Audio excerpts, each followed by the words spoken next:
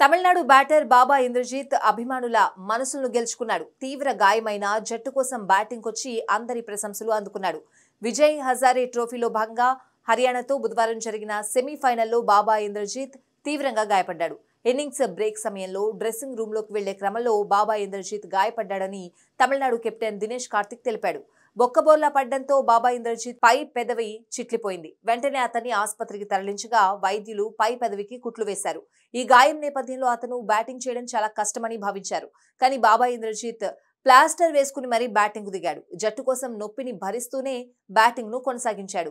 పై పెదవి చిట్లిపోయినా, కుట్లు పడ్డా ఎలాంటి అసౌకర్యం లేకుండా బ్యాటింగ్ చేశాడు. 71 బంతుల్లో 5 4లతో 64 పరుగులు చేసిన అతన్ని అంశుల్ కంబోజ్, అంకిత్ కుమార్ సూపర్ క్యాచ్ సాయంతో పెవిలియన్ చేర్చాడు. గాయంతో బాబా ఇంద్రజిత్ బ్యాటింగ్ చేసినా తమిళనాడుకు విజయం దక్కలేదు. ఇక బాబా ఇంద్రజిత్ ప్లాస్టర్ తో బ్యాటింగ్ చేసిన ఫోటోలు నెట్టింట వైరల్ అయ్యాయి. బాబా ఇంద్రజిత్ కమిట్మెంట్ కు అభిమానులు, మాజీ క్రికెటర్లు ఫిదా అవుతున్నారు.